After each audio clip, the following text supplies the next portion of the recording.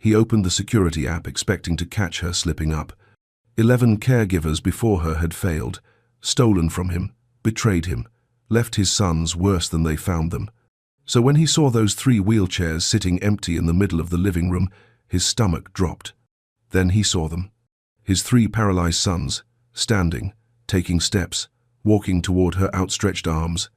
Andrew's phone slipped from his hand, his back hit the wall, and the man who had accepted impossible as final watched it shatter on a screen in his own living room. 2 years ago, Andrew Grant lost everything that mattered. His wife Sarah died during childbirth. 45 minutes after delivering triplets, she was gone. No warning, no goodbye, just a cold hospital room and 3 premature babies fighting for their lives. Andrew held her hand until it went cold. Then he walked out to meet his sons. Philip, Eric, Adam. 3 tiny bodies, 3 uncertain futures. The doctors didn't wait long to deliver the second blow. Cerebral palsy, all 3 boys, severe, the kind that settles into muscles and bones and doesn't let go. Mr. Grant, we need to prepare you. Based on the brain imaging and muscle response tests, walking is highly unlikely, possibly never. Andrew heard the words, but they didn't land. Not then. He was still burying his wife in his mind. Weeks passed, then months. The boys didn't improve. They didn't hit milestones. They sat in custom wheelchairs, small bodies still, eyes distant. Andrew hired the best therapists money could buy, flew in specialists from Europe, purchased equipment that cost more than most people's homes. Nothing changed. The boys didn't walk. They barely moved. And Andrew, alone in his Connecticut mansion, started to accept what the doctors said. His sons would never stand, never run, never chase each other through the hallways like he once imagined. He buried that hope right next to Sarah. Then came the caregivers. 11 in 18 months. The first quit after 2 weeks, said watching the boys was too sad. The second spent more time on her phone than with his sons. Andrew fired her on the spot. The third seemed perfect until he found out she'd sold photos of his boys' medical equipment to a tabloid for $600. After that, something broke inside him. One caregiver stole medication from the house. Another accessed his financial accounts and disappeared. Each one came with a smile and left with his trust bleeding out behind them. Andrew stopped seeing people. He saw risks. He installed cameras in every room, every hallway. He watched the footage at night, rewinding and zooming, looking for the lie, the angle, the betrayal he knew was coming. Control became his only protection. So when Angela Bailey walked through his front door, 29 years old, quiet, composed, Andrew didn't see a person. He saw the 12th failure waiting to happen. No improvising, he told her, not looking up from her file. No bonding, no hope speeches. Follow the medical protocol exactly. The doctors have made their prognosis clear. Angela nodded. I understand. But she didn't understand. Or maybe she understood too well. Because Angela didn't follow his rules. She sang to those boys when no one was watching. She moved their legs in patterns the therapists never taught. She whispered words of encouragement like she believed they could hear her, like she believed they could become more than their diagnosis. And Andrew watched it all through his cameras. At first, he watched to catch her making mistakes. Then he watched because he couldn't look away. Because something was happening in that house. Something small at first. Philip smiled during her songs. Eric's fingers twitched when she played music. Adam held his head up longer than he ever had before. Andrew told himself it meant nothing. He told himself hope was dangerous. He told himself the doctors knew best. But late at night, alone in his office, with the blue glow of monitors lighting his face, Andrew watched a woman fight for his sons with nothing but patience and belief. And somewhere deep in his chest, in a place he thought had died with Sarah, something started to crack. He didn't trust it. He couldn't.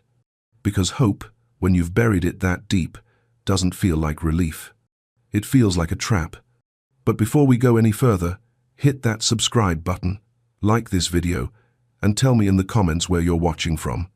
If you've ever felt like hope was too risky, like believing again might break you, this story is for you.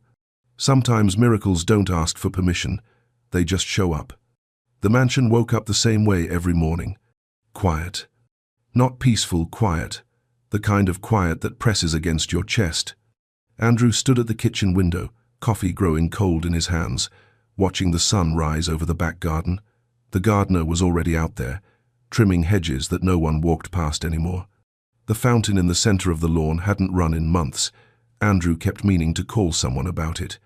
He never did. Behind him, down the long hallway that led to the east wing, he heard the soft whir of a motorized wheelchair. The morning nurse was moving one of the boys, probably Eric. Eric liked to sit by the window in the therapy room when the light came through just right. Andrew didn't turn around. He used to. In the beginning, right after they came home from the hospital, Andrew would rush to every sound, every cry, every small movement. He would sit between their cribs for hours, watching their tiny chests rise and fall, terrified that if he looked away, something would go wrong. Sarah would have been better at this. She had wanted children more than anything. 5 years of trying, 3 rounds of IVF, and when she finally got pregnant with triplets, she cried for 2 days straight. Happy tears, the kind that come when something you've wanted for so long finally becomes real. Andrew remembered the nursery she designed. Pale yellow walls, a mural of elephants and giraffes, 3 cribs arranged in a half circle so the boys could see each other when they woke up. That nursery sat empty now. The boys slept in medical beds in the therapy room, adjustable frames, safety rails, monitors that tracked their breathing at night. The yellow room with the animal mural had become storage for equipment they'd tried once and abandoned. Andrew took a sip of cold coffee and winced. The house was too big, 27 rooms for a man who only used 3. His office, his bedroom, the kitchen when he remembered to eat. Everything else felt like a museum, preserved but lifeless. He'd bought this place for Sarah. She loved old architecture, the stone walls, the high ceilings. She said it felt like a home that had stories to tell. Now the only stories were the ones Andrew replayed on security footage at 2 in the morning. He set the coffee mug in the sink and walked toward his office. The hallway stretched long and dim. Family photos used to line these walls. Sarah insisted on it. Houses need faces, she'd say. Otherwise they're just buildings. Andrew had taken them down 6 months after she died. He couldn't pass her smile 20 times a day. Couldn't see the hope in her eyes, the way she looked at him like he could fix anything. He'd failed her, failed their sons, failed every promise he'd made in that hospital room when he held her hand and told her he'd take care of them. The frames left faint outlines on the wallpaper, ghosts of a life that almost happened. Andrew pushed open his office door and sat at his desk. 3 monitors glowed on the wall. Living room, hallway, therapy room. There they were, his sons. Philip sat in his blue wheelchair, staring at the bookshelf. Eric was by the window, just like Andrew guessed. Adam's eyes were closed, his small body still except for the gentle rise and fall of breathing. Angela moved between them, adjusting blankets, straightening toys. Her movements were slow and careful, like she understood that this room held something fragile. Andrew watched her hands. 11 caregivers, 11 failures, 11 reasons to believe she would be no different. But she'd been here 3 weeks now. No complaints, no shortcuts, no phone calls she shouldn't make or cabinets she shouldn't open. Just quiet consistency. Andrew leaned back in his chair. That's what worried him most. Angela had a routine. Every morning, she arrived in the therapy room at exactly 7. She'd greet the night nurse, review the boys' sleep charts, and then spend the first 10 minutes just sitting with them, not talking. Not adjusting anything, just present. Andrew noticed this through the cameras. It bothered him at first. He was paying her to work, not to sit. But then he realized something. She wasn't sitting idle. She was watching, learning, studying the way Philip's fingers curled when he was uncomfortable, the way Eric's breathing changed when he needed repositioning, the way Adam's eyes flickered beneath closed lids during his morning rest. She was learning his sons, in a way. Andrew had stopped trying to. On her 4th morning, Angela brought a small speaker into the therapy room. Nothing fancy, just a portable thing she pulled from her bag. She set it on the shelf and pressed play. Soft piano music filled the room. Andrew watched from his office, finger hovering over the intercom button. This wasn't in the protocol. The boys had specific sound therapy sessions on Thursdays, administered by a licensed therapist. Random music wasn't part of the plan, but he didn't press the button because Philip turned his head. It was small, just a few degrees to the right, but Andrew saw it clearly on the screen. His son, who spent most days staring at the same spot on the wall, turned toward the sound. Angela noticed too. She didn't make a fuss, didn't clap or cheer. She just smiled softly and adjusted the volume slightly higher. Eric's fingers twitched against his armrest. Andrew leaned closer to the monitor. Angela knelt beside Eric's wheelchair, her movements slow and deliberate. She didn't touch him right away, just positioned herself in his line of sight and waited. "You like that?" she asked quietly. "It's Chopin. My grandmother used to play it on Sunday mornings." Eric didn't respond, but his fingers twitched again.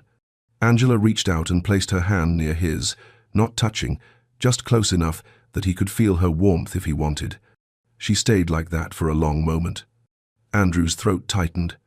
When was the last time he'd sat with his sons like that?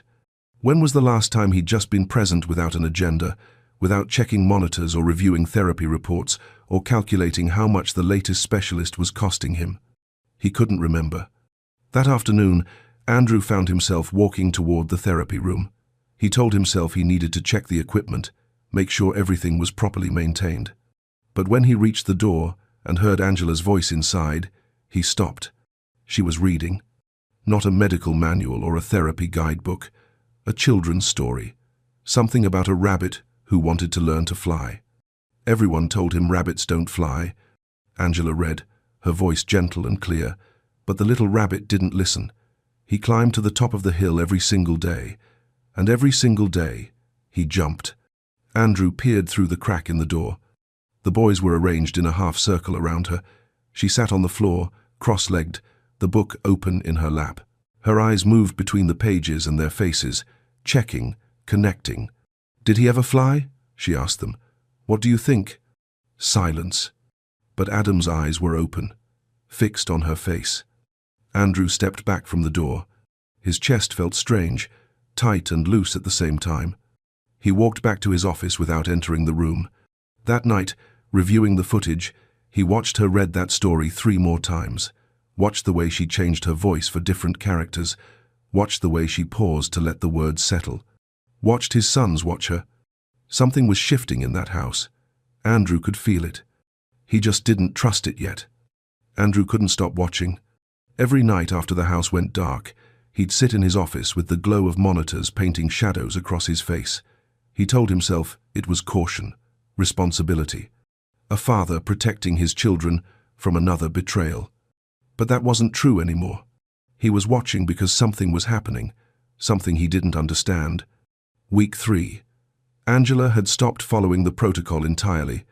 It started small, the music, the stories, things he could dismiss as harmless additions to her routine, but then it grew.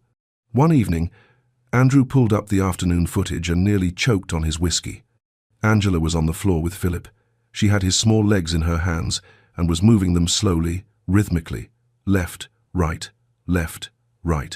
like he was walking, like his muscles remembered something his brain had forgotten. Andrew's jaw clenched. This wasn't in any therapy plan. No specialist had prescribed this. She was improvising, breaking every rule he'd set. He reached for his phone to call her, fire her, end this before it went any further. But then Philip laughed. Not a big laugh, just a small sound, barely more than breath. But Andrew heard it through the speakers, and his hand froze over the phone. His son was laughing. When was the last time he'd heard that sound? Andrew set the phone down. His hands were shaking. He kept watching. Angela moved to Eric next. She positioned a small toy truck just beyond his reach on the tray attached to his wheelchair, too far for him to grab without effort. "Come on, sweetheart," she said softly. "You can do it. Just a little stretch." Eric's arm stayed still. Angela waited, patient, unhurried. "I know you can," she whispered. "I believe in you." Andrew watched the screen, holding his breath without realizing it. Eric's fingers twitched. His arm moved. Slowly, painfully slowly, he reached forward. His small hand stretched toward the truck. He touched it. Angela's face broke into the widest smile. Yes, look at you. Look at what you just did. Eric's fingers curled around the toy. Andrew's eyes burned. He rewound the footage, watched it again, and again. That small arm reaching, those tiny fingers closing around plastic. Such a simple movement, something any other child would do without thinking. But his son had just done the impossible. Andrew rubbed his face with both hands. This was dangerous, all of it. Angela was giving his sons false hope, pushing them beyond what the doctors said they could do. When she failed and she would fail, the disappointment would destroy them, destroy him. He should fire her. Tomorrow morning, first thing. But instead of drafting a termination letter, Andrew pulled up more footage. Adam, the smallest of the three, the one who kept his eyes closed most of the day. Angela sat beside his wheelchair with a picture book. She wasn't reading it, just showing him the colors. This one's blue, she said, pointing, like the sky, and this one's yellow, like sunshine. Adam's eyes were open, fixed on the page. You see it, don't you? Angela whispered. You see everything. She turned the page. Adam's hand lifted from his lap. Just an inch, but it lifted. Angela noticed. She gently took his small hand and placed it on the book. There you go, sweet boy. You touch it. It's yours. Andrew watched his son's fingers press against the paper. Something cracked in his chest, deep and painful. He closed the laptop, sat in the darkness of his office. And for the first time in 2 years, Andrew Grant didn't know what to believe. Andrew didn't plan to confront her. It just happened. 3 weeks of watching through screens, 3 weeks of footage that kept him awake at night. 3 weeks of seeing his sons respond to a woman who broke every rule he'd set. He couldn't take it anymore. Tuesday afternoon, Andrew left his office and walked down the hallway toward the therapy room. His footsteps echoed against the marble. Each step felt heavier than the last. He didn't knock, just pushed the door open and stood there. Angela was on the floor with Adam. She had his small legs positioned in her hands, moving them in that same rhythmic pattern. Left, right, left, right. Like she was teaching his muscles to remember something they'd never learned. She looked up when the door opened. No surprise in her eyes, no fear, just calm acknowledgement. Mr. Grant. Andrew's voice came out harder than he intended. What are you doing? Angela didn't stop the movement. Motor pattern training. It helps build neural pathways. That's not in the protocol.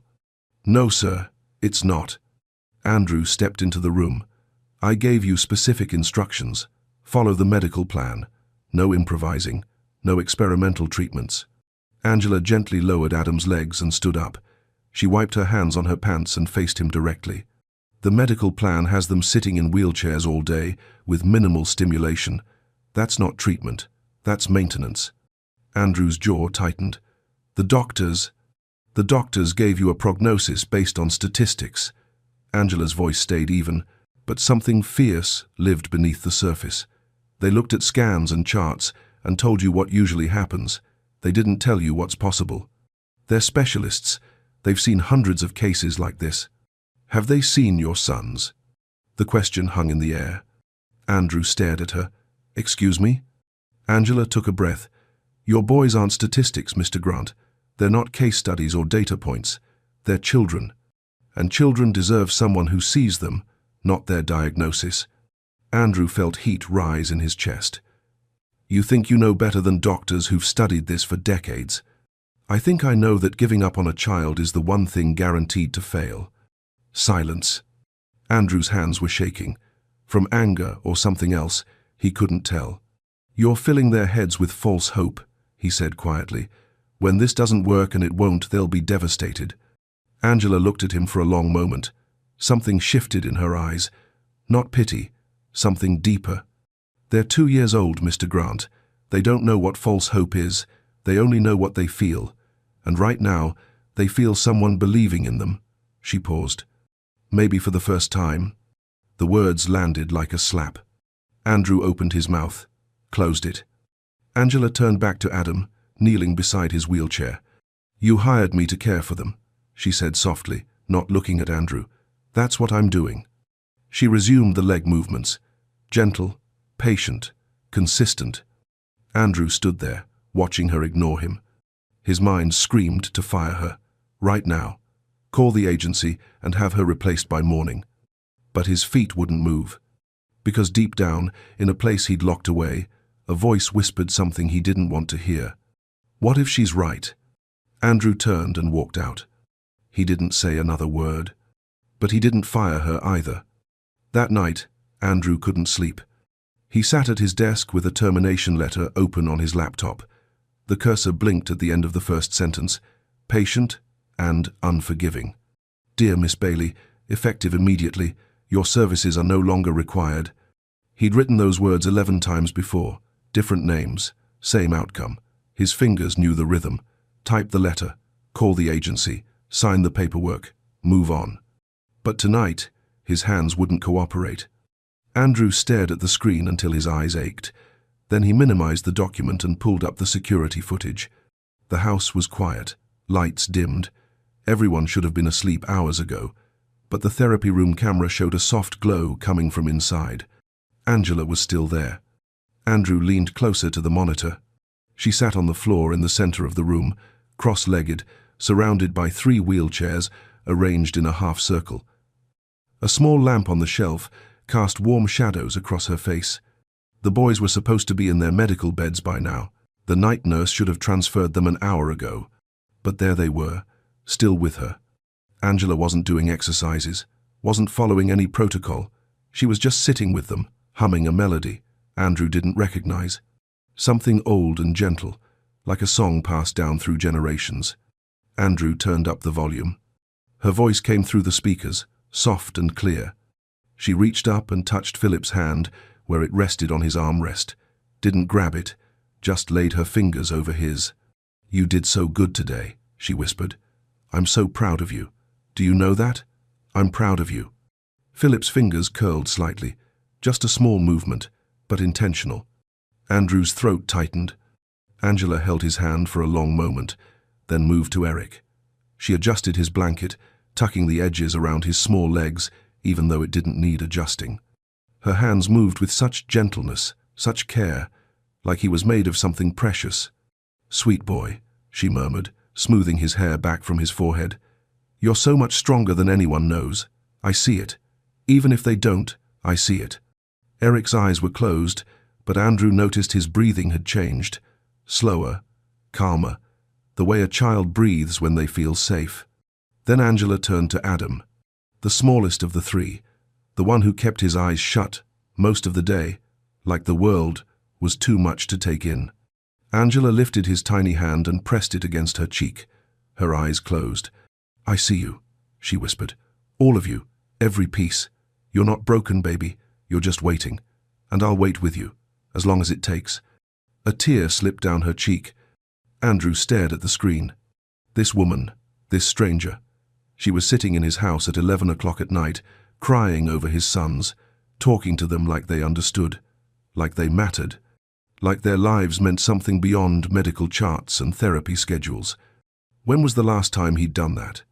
When was the last time he'd just sat with them, not as a worried father calculating costs, not as a man reviewing therapy reports, just as their dad, just being present? He couldn't remember. The realization hit him like a fist to the chest. Andrew closed the laptop slowly. The termination letter sat unfinished in its window, waiting. He should send it. Logic demanded it. Angela was dangerous. She was filling his sons with hope that would shatter them. She was defying doctors who'd studied these conditions for decades. She was breaking every rule he'd established to protect his family. But another voice spoke, quieter, deeper. What if she sees something you stopped looking for? Andrew stood up and walked to the window. The garden sat dark below, moonlight catching the edges of untrimmed hedges. He thought of Sarah. What would she say if she could see him now, see what he'd become? A man who watched his sons through screens, a man so afraid of losing more that he'd stopped being present for what remained. She would hate this. She would hate him. Andrew pressed his forehead against the cold glass. He deleted the termination letter, told himself it was exhaustion. Finding another caregiver meant paperwork, background checks, interviews. He didn't have the energy. But as he climbed the stairs toward his empty bedroom, he heard it, soft humming drifting from the therapy room below. Angela was still singing to his sons. And Andrew realized the truth he'd been avoiding. He wasn't keeping her because firing her was inconvenient. He was keeping her because she was the only person in 2 years who hadn't given up on his boys. And somewhere deep inside, he needed to see what happened when someone refused to accept impossible, even if it destroyed him. Week 4. Andrew stopped pretending he wasn't obsessed. Every night after the house went dark, he'd sit in his office and pull up hours of footage, fast-forwarding through empty hallways, pausing on moments that made his chest tight, rewinding scenes he needed to see again and again. Angela had changed the therapy room. Small things at first. She'd moved the wheelchairs closer together so the boys could see each other, replaced the sterile white blankets with colorful ones she'd brought from home, added 2 plants by the window, real ones. She said the boys needed to see things grow. Andrew didn't stop her. He should have. It wasn't protocol, but watching the room transform from cold and clinical to warm and lived in did something to him he couldn't name. Then, the real changes started. Thursday afternoon, the licensed physical therapist arrived for the boys' weekly session. Andrew watched, through the camera, as the woman doctor, Patterson, she'd been coming for 18 months, examined each child, muscle tone, joint flexibility, reflexes. She started with Philip, moved his arm, then his leg. Her hands paused. She did it again. Andrew leaned toward the screen. Dr. Patterson looked up and called Angela over. They spoke quietly, heads bent together. Andrew couldn't hear the words clearly, but he caught fragments. Significant improvement in muscle tone. This is unusual. What specific exercises? Angela explained something, gesturing with her hands. Dr. Patterson nodded slowly, writing on her clipboard. Then she moved to Eric and Adam, examining them with renewed attention. When she left an hour later, she paused at the door, looked back at the boys, then at Angela. "Keep doing whatever you're doing," she said. "I'll adjust the official protocol to include your methods." Andrew sat back in his chair. His heart was pounding. That night, he didn't just watch current footage. He went back, day by day, week by week. He watched Angela on the floor with Eric, moving his legs in walking patterns, over and over. The same movement, the same rhythm, patient, steady, never frustrated, never giving up. He watched her hold Philip's hands, helping him bear weight on his feet for just seconds at a time, his small legs trembling, then holding, then trembling again. But each day, he held a little longer. He watched her with Adam, doing arm exercises to music, his tiny limbs moving, slowly at first, then smoother, more controlled. Andrew pulled up footage from the first week she arrived. The boys sat still in their wheelchairs, vacant, distant. Then footage from yesterday. Philip reaching for a toy across his tray, Eric's foot tapping to music, Adam holding his head steady, eyes tracking Angela as she moved around the room. The difference was undeniable. Andrew's hands trembled on the keyboard. He opened a new browser window and typed, "Neuroplasticity in children with cerebral palsy."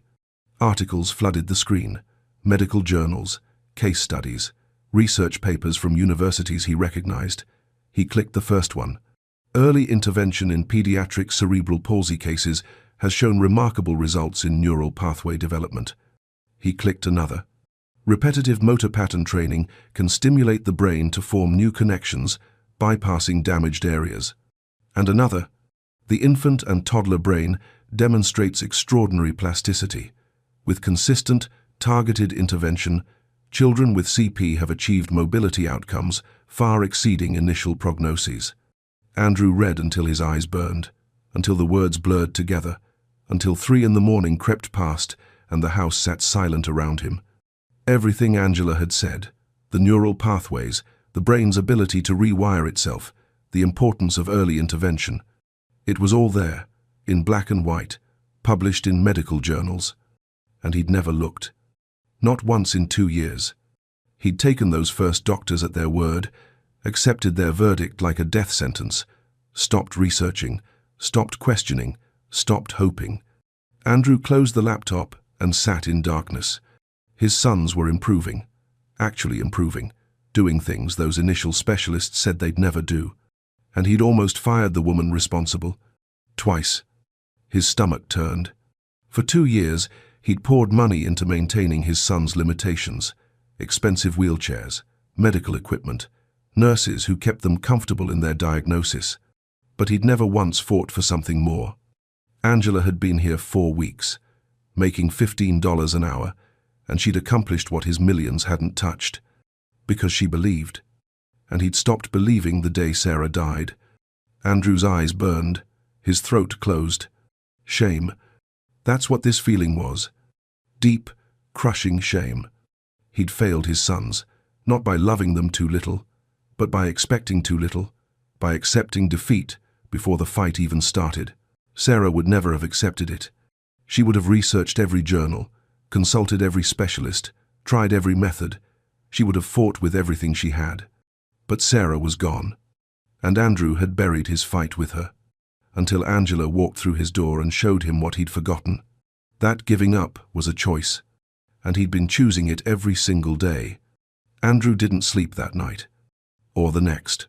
He wandered his house like a ghost, passing rooms he'd stopped entering years ago, the formal dining room where he and Sarah had planned to host holiday dinners, the sunroom where she'd wanted to read while the boys played, the nursery with the yellow walls and the animal mural she'd painted herself.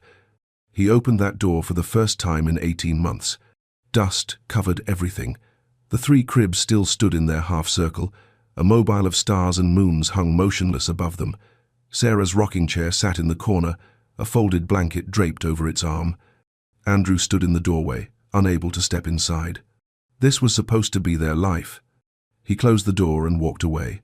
Friday morning, he skipped his office entirely.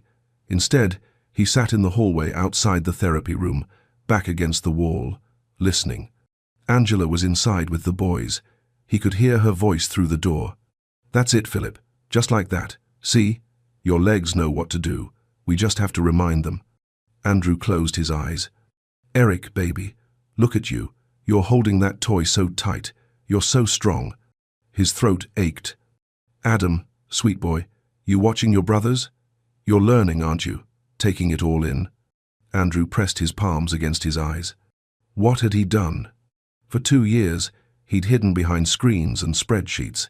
He'd paid people to love his sons because he was too broken to do it himself.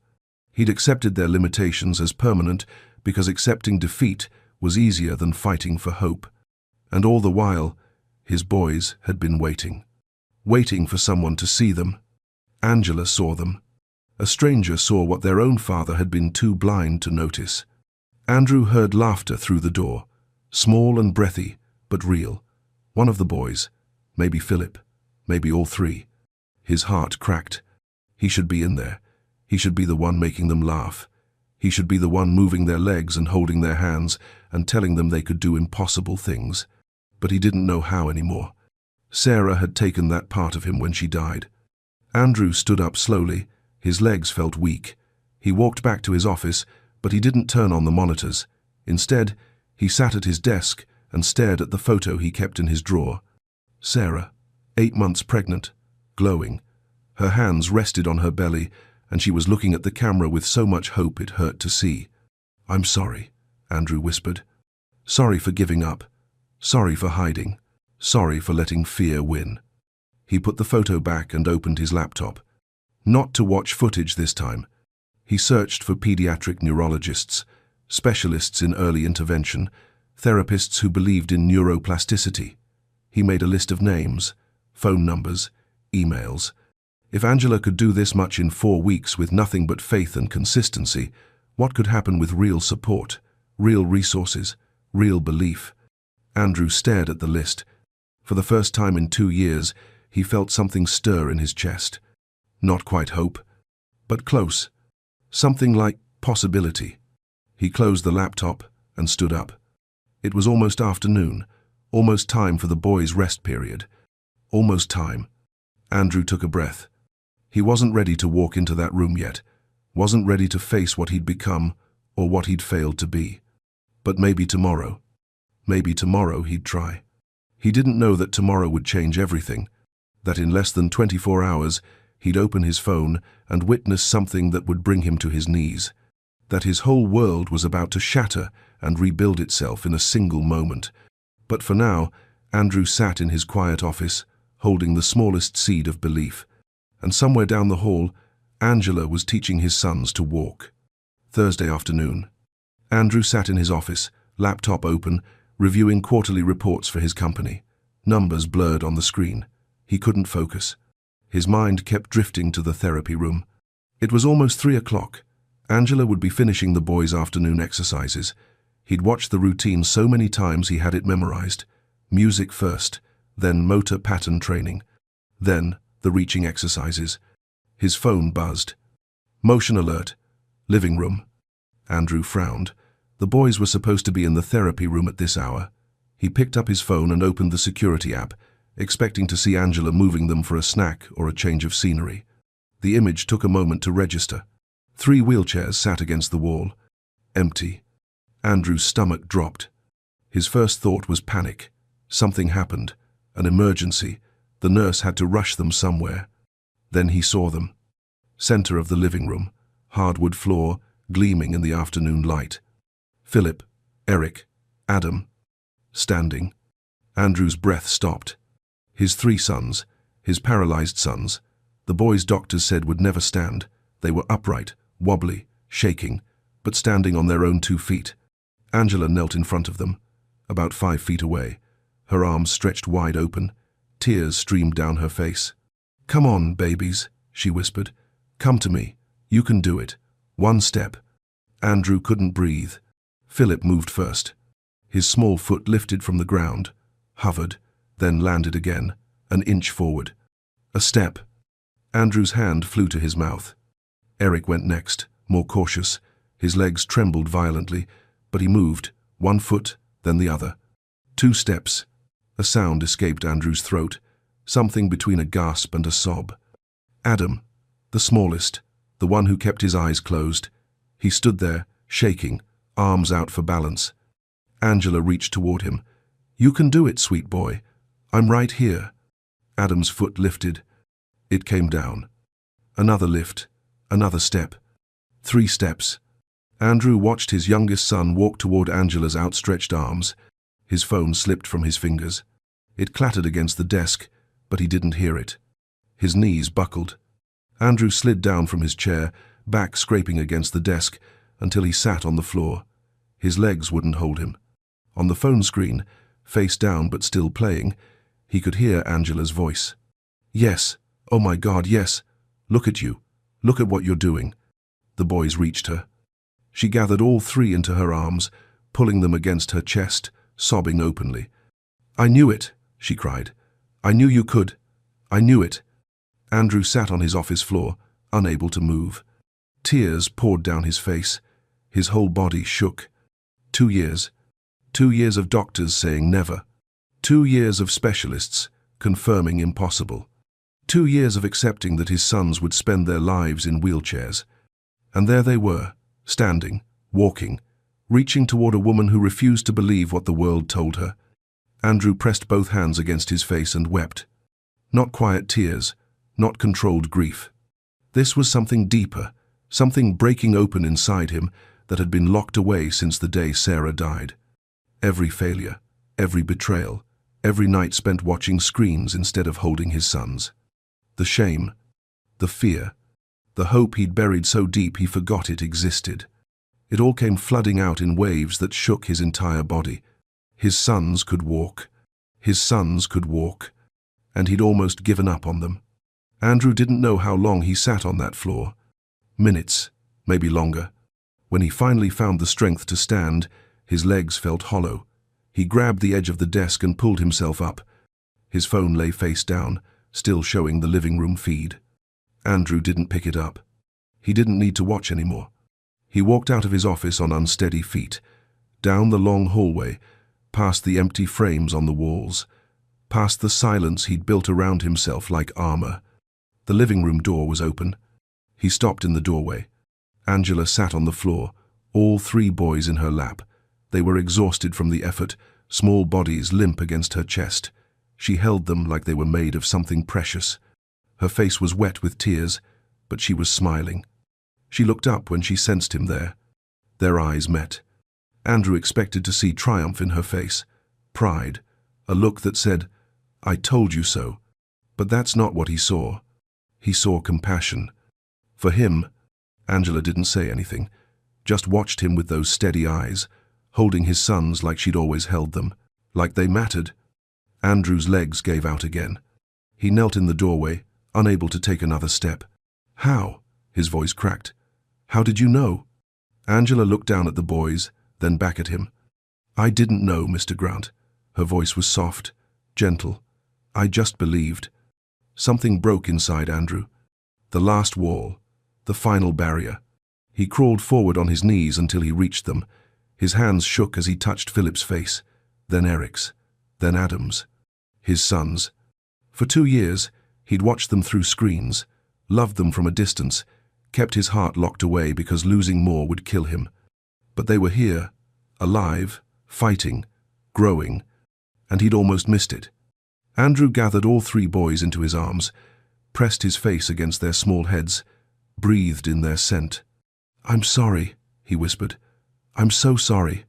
He said it over and over, an apology for every day he'd spent hiding, every night he'd chosen fear over faith, every moment he'd let grief steal from them.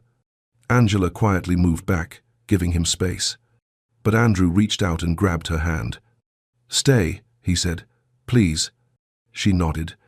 They sat there together on the living room floor, a broken father holding his sons, a faithful woman who'd refused to give up. 4 wheelchairs pushed against the wall, no longer needed. Andrew looked at Angela through blurred vision. "You gave them their legs," he said. She shook her head slowly. "No, Mr. Grant. They gave themselves their legs. I just reminded them they could try." Andrew closed his eyes.